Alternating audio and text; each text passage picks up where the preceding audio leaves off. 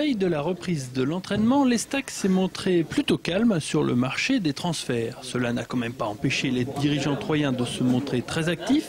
2 joueurs sont venus notamment grossir les rangs de l'équipe auboise, dont un ancien de la maison troyenne, Benjamin Nivet, qui revient au Bercail 5 ans après avoir quitté l'Estac.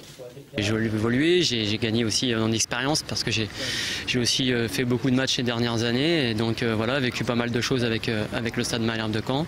Ça m'a fait mûrir et en quelque sorte gagner en expérience. Donc voilà, mais sinon je me sens toujours aussi bien et prêt à relever ce nouveau défi qui est devant moi. Le coach troyen a su aussi renforcer son staff en attirant Michel Padovani, un ami de longue date qui occupera le poste d'adjoint. L'ancien entraîneur Bastiais a signé pour 1 an.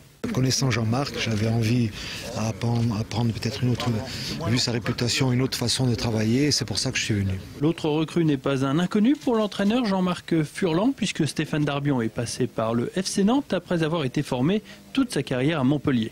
L'année dernière, il évoluait dans un club grec de Xantia. Âgé de 28 ans, il signe aujourd'hui un contrat de 2 ans pour relancer sa carrière en France. J'ai eu des contacts avec le coach Furlan. Avec lui, on avait une expérience, même si ça n'a pas duré très longtemps. Ça a duré 2 ou 3 mois, mais c'était quand même bien passé. Et il y avait un intérêt. En plus, pour moi, il ne faut pas se cacher, le fait que le club soit en Ligue 1, c'est une super opportunité. Qu'à 28 ans, je ne pouvais pas laisser passer. Évidemment, le mercato d'été est loin d'être terminé pour Daniel Mazzoni et son équipe. Outre le départ de Blondel à Toulouse, le club devra remplacer Keita et Pecci, partis à Rouen et Orléans en prêt. Le club troyen a jusqu'au 31 août pour se renforcer.